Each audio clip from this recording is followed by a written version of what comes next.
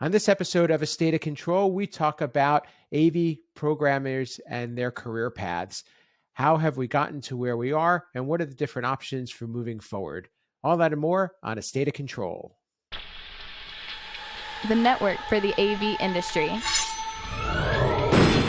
What are you listening to? This is AV. This is AVNation. This is AVNation.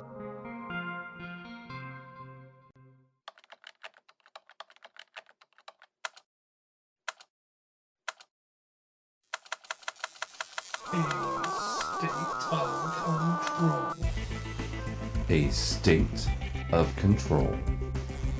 A State of Control, episode 105. Always be learning. Welcome to A State of Control, an AVNation podcast that highlights the control programming and automation aspects of the audiovisual industry. My name is Steve Greenblatt. I'm your host. Thanks for joining us today. On today's show, we're going to talk a little bit about career paths and what's available for AV programmers, and also how an AV programmer should think about what's their next step, or perhaps doing what they're doing is their chosen path. So we'll get into all of that, and with us to talk about that are two returning guests, and we'll talk with them in a bit. And before we do, get to say hi to my partner here at A State of Control, Rich Fregosa. How are you, Rich? It's going good, brother. All right. We're on our pushing towards InfoComm very quickly, a couple of weeks away. So it'll be good to be in the same physical space with you. I'm looking forward to that. That'd be great. And we're not underwater anymore. So like for the first, I think 3 days in a row, I got sunlight. So I'm pretty happy. Welcome to the rest of the world. Well, in addition to Rich, we have two returning guests, as I mentioned, and they're actually both on the same show on episode 80, which is really cool. The last time we spoke to our first guest was episode 101, and he is Brian Magrogan from Verrex. Welcome back, Brian. Thank you very much for having me, Steve. It's great to be back. It's great to talk to all of you. I can't wait to have a good conversation and some good laughs. Absolutely. And last but not least, you may also know him from a podcast that we co-host together, which is certainly one that this audience should tune into, called Ask the Programmer. He is James King, and he is from the School of Medicine at UNLV. Welcome, James. Thank you, Steve. It's great to be here with Brian, Rich, and yourself. As I mentioned at the top, AV programmers kind of get to doing programming from a lot of different paths. Some have programming background and are intentional about it. Others look at it as maybe a stepping stone, moving from a technician role to a programmer role, or from maybe a project manager role to a programmer role. And then there are some that just end up being the one that has to get a job done, and you become the programmer. So I hope everybody could kind of relate to those different scenarios. But in all the cases, you have kind of a choice as to what you want to do, but everybody's experiences can be quite different, depending on the market that you're in, depending on the type of projects you do, and we'll kind of talk about all of those. But Rich, I wanted to just kind of start by just talking about how really important is it for an AV programmer to have a path, or is it okay to just really be comfortable doing what you're doing, get really good at it, and kind of be that guy or gal? Well, I think it's really for any industry, right? I mean, if you're going to be a stockbroker, if you're going to be a mechanical engineer, if you're going to be an electrical engineer, there's a certain point where you have to decide, not only the nuts and bolts of what you do, and your craft, but also, honestly, the things that are going to make you happy and the things that are going to continue to make you money. And it does depend on where you're living and your age and your goal set. I mean, I know that, at 21, my plan and kind of what I decided my trajectory was going to be is completely different as a middle-aged guy with, 2 kids and a house and everything else. I think that one sets you up for the other, where you then have the decision to say, hey, I want to keep what I'm doing and expand on that, or, switch, or, you know, I mean, that's the beauty of youth, right? In that part. And I think that's where we're talking necessarily, where you've got kind of the groups, right? You've got somebody who's breaking into the industry, somebody who's maybe at that midpoint in the industry where they're you know, kind of deciding, do they take that next step? Are they happy where they're at? And then the other side of the industry, which is, okay, I've kind of accomplished the things that where I'm at now. Are there new challenges available, or is it time for that reach one, teach one? And so there's these different stages in kind of your employment path. And I think everybody goes through that during their career. And, you know, but for programmers, that really is the interesting part, because you have to kind of look at yourself and decide, you know, if I got into programming, did I get into programming because I like working by myself? I like, you know, me against the machine and being the problem solver, and that, you know, kind of that focus, you know, the guy behind the keyboard in all the movies, right? You know, does that fulfill me? And are my management and social skills and all of those other skills, are those skills that I want to build? Are those skills that I have? Are those skills that I honestly decide that, you know, that's not me. I'm not necessarily the people person. You know, I'm the machine person. So those really do lay out those foundations, which you can be a fantastic programmer, but software changes quickly. And so it's not like being a coworker. It's not like being a locomotive engineer. You know, I mean, those were, you know, those trajectories were long, and there wasn't a whole lot of change in the industry. I kind of look at it as like when we started out as a factory worker, like in a car factory, right? You know, I had family who in the 70s worked at the big Ford plants, you know, and they were really specialized and really good at what they did. That was less than 50 years ago. Those are not done by humans anymore, like much less, you know, other people to pass it on, but, you know, sentient beings aren't even doing it. So, you know, and but there was that period of time in between, you know, from, you know, World War II to, you know, to the mid 70s, 80s, right before that changed over. That was a good chunk of time. We don't have those timelines anymore in the software world. And so in the software world, the flexibility for this generation, you know, one of the things you used to laugh, right, is like when you were our age, if there was a gap or if you job skipped, that was frowned upon, right? That was seen as a mark against you, right? You couldn't stay somewhere long enough. You didn't have the longevity. If you look at the resumes of, you know, the millennial and the Gen Z, you know, that's kind of the point of pride, right? Because they are leveraging themselves. And I'm really glad about that, because I think this generation of programmers doesn't necessarily have the guilt that we had. We always had that inferiority complex at times of like, you know, who is that? Oh, that's just the XYZ guy. You know, that's the programmer, right? Always used to be the guy who came in with the laptop and sat on the paint bucket, right? I mean, all four of us at one point in our career were the people that the salespeople and the engineering team and everybody pointed to. And who's that? Oh, don't worry about that. That's just the programmer, right? Sitting there typing away on the paint bucket, you know, while they're, you know, finishing floors around us and stuff. This generation of programmers doesn't necessarily have to deal with that. And I'm glad for that. I'm glad that they can come in and decide that their worth is, you know, I provide a separate skill set of services. I deal with solutions. And so they can leverage themselves instead of being locked in and paying your dues, which we all did. That's what we all felt we had to do. This generation coming up, no, it's not that you don't have to pay your dues. It's just that they understand that as they build their skill set, they are valuable, and they should be marketing that value to a place that's going to appreciate them, where they can gain the income and everything else. So kind of bringing this all back in the long story, I think that this generation of software programmers has the ability to give themselves lots of options and not feel stuck or trapped in a position. They can very quickly change their stars if they want to. And that's kind of exciting. You know, I'm glad to see after all these years that this next group has the opportunity. James, I'll shift over to you, because you are somebody who recently kind of changed your career trajectory, starting out really from IT, getting into AV, getting into programming, now getting into management. So talk a little bit about that maybe what was the thought process behind it, and how much programming now plays in your roles, or what you think your future is headed toward. Yeah, I did do a lot of changes over the year in my career.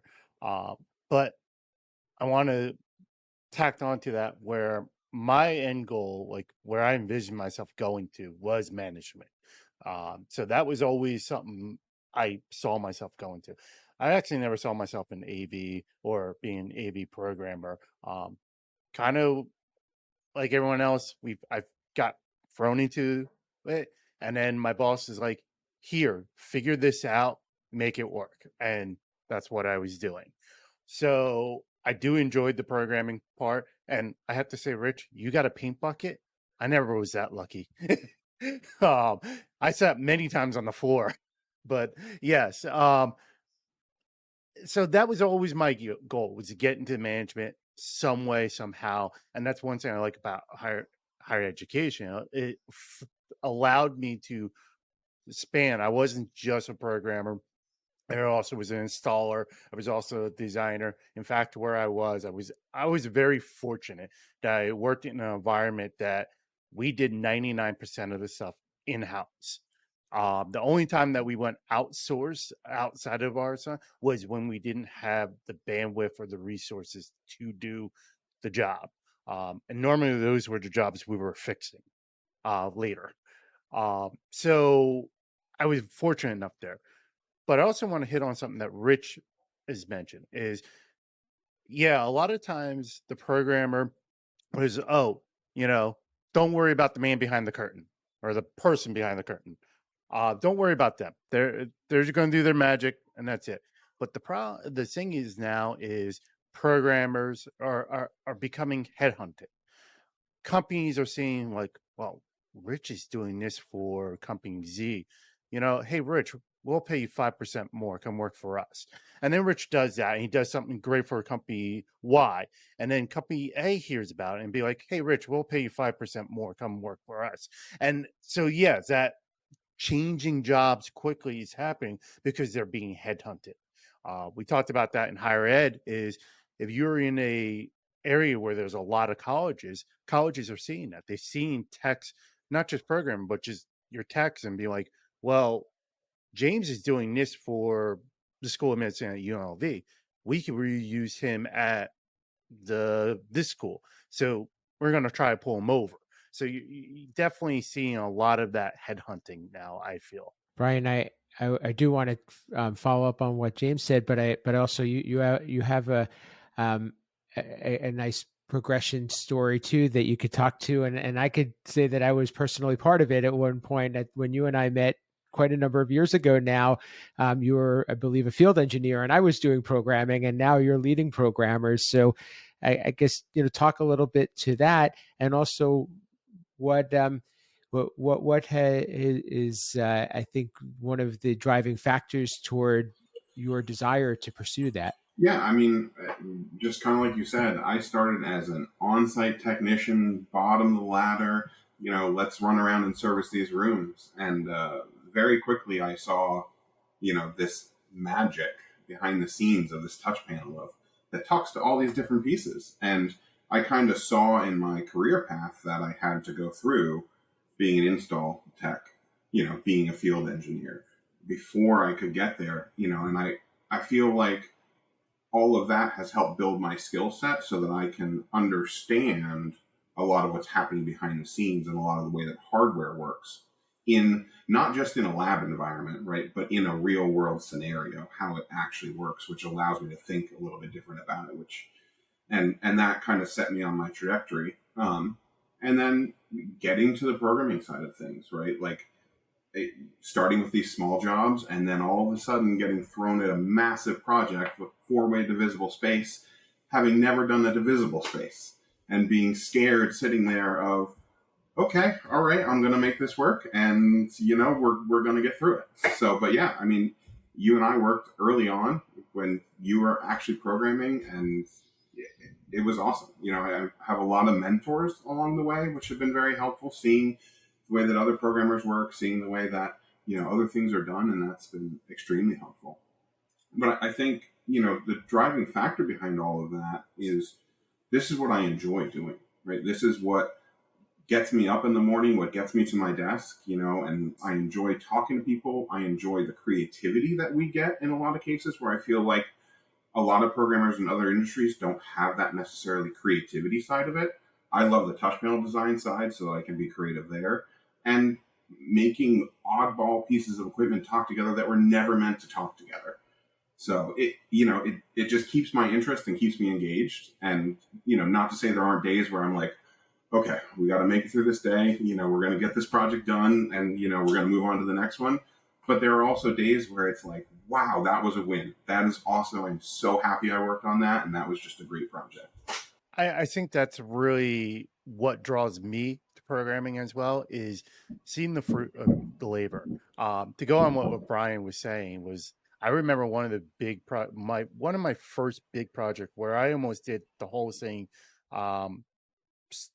like from ground up. It was a redesign, so I actually did the design, I did the ordering of the equipment, I did the configuring the equipment, I did the programming, I did the commissioning, in the stall, like my team and I. But we worked on that, and I remember it was a big space, like Brian was mentioning. It was my first divisible space. It was my first space working with a DSP, my first space working with like true amplifiers, not those built-in all-in-one boxes. And I remember our first big event there, and the CIO was there, and one of the administration people were on the microphone, and he started yelling to the microphone, and it crackled. And I was like, oh no, I got to fix this. So after the event, I went to the CIO, and I'm like, how do you think the room worked? And he response was, it worked beautiful. He's like, it's great. I'm like, all right. I was like, I'm a little concerned. The audio got crackle when blah, blah, blah got loud on the microphone. And my CIO looked me in the face and goes, in the past, when he got loud on the microphone, you couldn't hear a word he said. He's like, at least we heard him. It crackled, but at least we understood what he said. So I was like, wow, that's a win. Like, we went from not hearing to at least crackling, and we fixed the crackling. You touched on another point there, James, right? I feel like AV programmers specifically, we are a bit of a different animal because, like you said, we get to follow the entire process, right? In the perfect world, we're involved right at the very beginning, and we're involved through the end and then into the service cycle of something. And I feel like that's a lot different than a lot of programmers and even a lot of people in the industries where, they have their chunk that they do, but we kind of overarch over the entire project, which I like. I like following through all of that and seeing the end. Rich, I'll bring it back around to you, and I'm sure that there's a lot of different ways that we can talk about this. One of the things that I'm curious about is we said about being able to take different jobs and move into different places. How important is it to have a diverse background versus having really just getting really good at one particular thing and being focused there? Is there pros and there are pros and cons, of course, but is there something that we could advise to those that are listening as to how to navigate their way through a situation like that? Because you obviously, unless you are independent, you're going to, and even those people, you're going to be doing the work that the clients ask of you or that your company specializes in. Well, and that's exactly it, right? Is that you've got, your first two immediate choices are, do you sign on with a big powerhouse, big powerhouse integrator and become part of a large team? And there's some benefit to that in terms of learning to work within an organization. They may be the depth and breadth of their projects. You may find yourself in a NOC one day and, a corporate campus or something the other day, or you go the small route, the boutique route, right?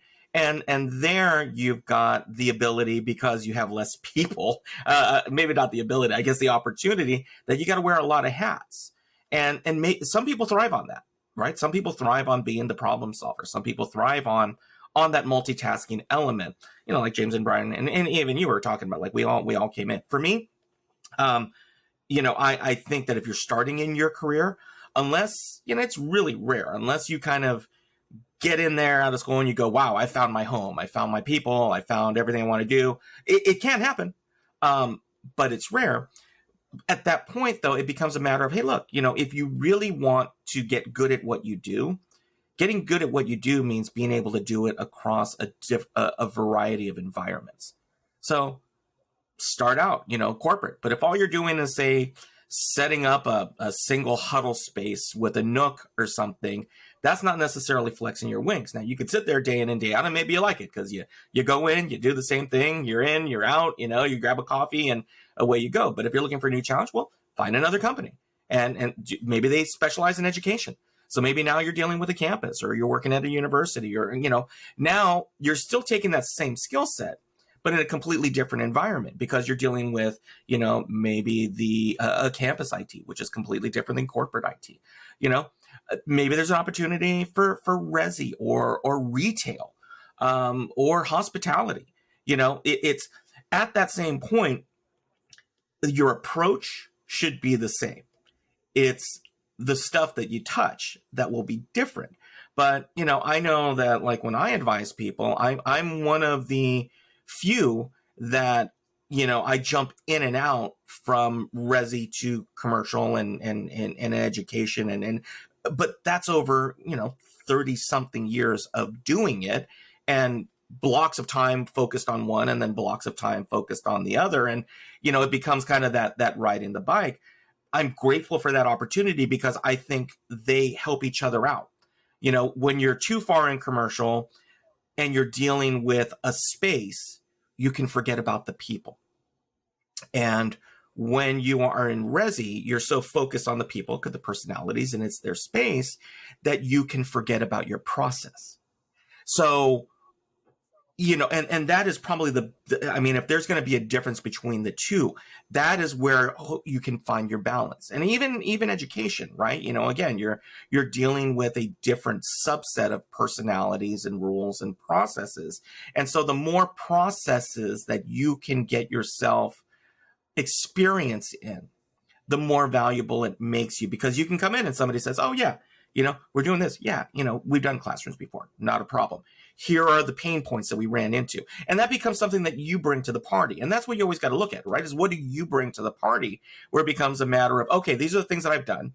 Is this something teachable? Do I want to teach, or do I just kind of want to focus? Well, if you have that experience, a breadth of experience, and you come into, say, a small shop, you can kind of call your own shots at that point.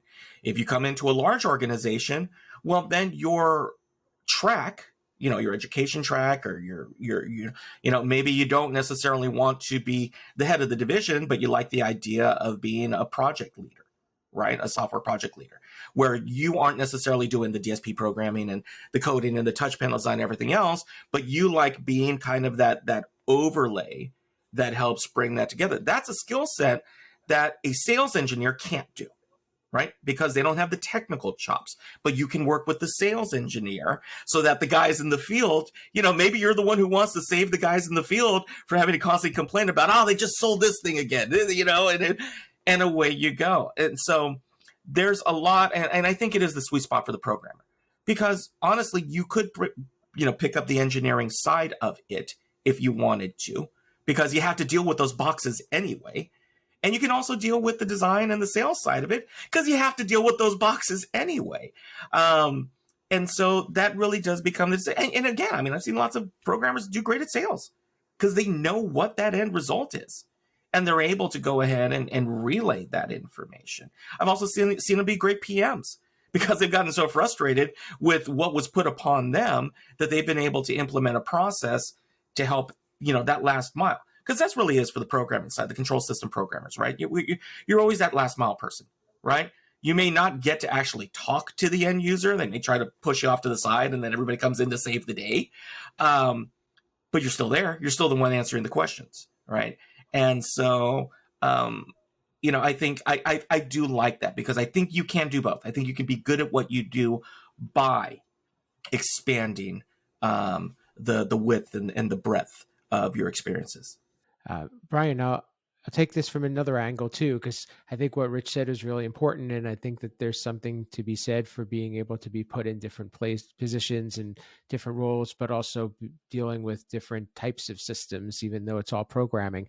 How important is it to have different exposure and experience with languages or different products that you normally wouldn't work with?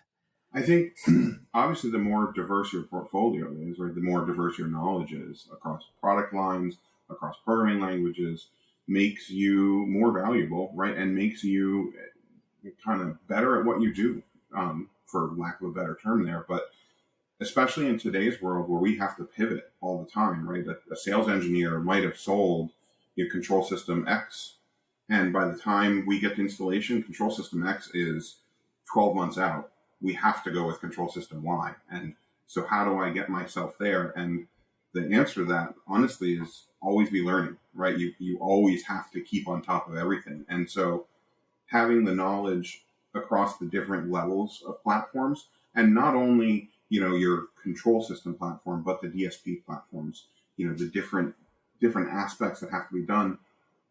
I feel like a lot of my time, I don't want to quite say 50% of my time, but a good chunk of it, 35, 40% of my time, is working with technicians, working with end users about different pieces of the system that aren't necessarily mine, but I have to understand them and I have to know how to go in and change them to show the problem's not here, or, to rectify the problem, we're going to do it here. And it's kind of put back on me to prove that it's not me. So without having the knowledge of all the different product lines, I don't want to say that I would fail, but I certainly, wouldn't be able to get those jobs across the finish line as easily. So I think it's extremely important to have a diverse skill set and have a understanding of a diverse set of systems. Rich said something really good in terms of the difference between commercial and resi, right? And commercial, it's really easy to forget about the people. And in resi, it's really easy to forget about the process. And I've done a couple, resi favors for people recently, and remembering the person, right? Remembering the fact that, while in a commercial environment, this is not going to be 100% tailored to a specific person, but remembering that there is a person coming in to use this and not me who knows to press buttons 2, 6, and 7 in order to do something, and that everybody's going to bring something different to the table is huge. So I thank you for bringing that up, Rich. That's really a good point. James, one of the things that I'm a big believer in is that, as Brian said, always be learning. And I know that you and I have talked about this before. How do you go about that? And is that something that you would expect an employer to be endorsing and providing that opportunity, or do you recommend somebody doing that and taking the responsibility upon themselves to do the work on their time, or put in at least their share of time to be able to advance their career and potentially be doing training, attaining different levels of qualifications, let's say, to allow them to advance? Great question. And my answer is yes and yes. I know we've talked about this and we have hinted on it with as a programmer as well, but always be learning. That's a hashtag I use all the time on Twitter. I'm always learning whatever I can. The thing is, let's just even look in the true IT world and programming world. COBOL. COBOL was a dead language. All COBOL programmers got fired, got laid off. If they didn't have a skill set to go to something else, they were out of a job. We see that all the time in IT where things quickly change. You either got C++, C#, Java, JavaScript, like everything is changing. And AV is starting to get there now, especially AV programming with going into the Python and the C# and all those common languages. So if you don't learn and you don't apply new skills, you're going to end up like the COBOL programmers without a job. So it's definitely important to always be learning, always advancing your career. And when I interviewed for my current position, one of the things I talked about was I wanted professional development for myself and my team. And the company backed that. So I'm like pushing my team right now. I have 2 outstanding techs on my team full time. I have student workers on my team, and I'm sharing all resources I can with them. In fact, I just learned the other day one of my student workers went and got BIAMP training on the 101 and the Tessera. So he's actually certified in BIAMP. I never asked them to do it. I just provided the links to them. Appreciate it, and this is a good skill set for him. And then I have other techs who are going to other like the Net Plus and Security Plus because that's stuff they're interested in. So I'm fostering that with them. I'm like, this is great, do it. But if you're in a job that will not pay or will not foster it, it is on you because you should always be learning, and you're gonna set yourself up to a position that is gonna get you there. Like I've told people, it's don't. I know the saying is if you're the smartest person in the room, you're in the wrong room. I kind of disagree with that to a point. It depends on the room. Because if we're sitting in a room right now, all 4 of us in a room, I agree. We're all programmers. If you're the smartest programmer in the room, you're probably in the wrong room because you're not learning. But if I'm sitting there in a education conference room and I have the network administrator, I have the programmer myself, I have the help desk manager, and all that stuff. Well, the network administrator is going to be the smartest person on the networking side. I'm going to be the smartest person on the AV programming side, but I don't know networking. I'm going to learn. So that's why I'm like, all right, it all depends on what the room is. So definitely always be learning and pick up tabs. I know networking. I know DBAs. I know security. Am I an expert in them? No, but I can talk the language. And that's why I think as programmers, we really need to be able to do, not just in AV, but in general, is be able to talk the same language as our network administrators, as our DBAs, as our security administrators. However, we're communicating, because we are all a team and same goal. And I kind of laugh at Brian and Rich talking about the resi and the corporate, and how resi you focus on the people, corporate you focus on the process. Higher ed, we're stuck in the middle. We deal with the people and we got to deal with the process. And each higher ed is different in its general. Like where I was on the East Coast, we were a liberal arts school. We had faculty members, we had tenured faculty. I could sit there and design a room. You're going to have hundreds of different faculty using that room, but they're going to be using it all semester. They get familiar with it. I'm now in the medical school. I might have a doctor who's a world heart surgeon who comes in once a year to give a lecture.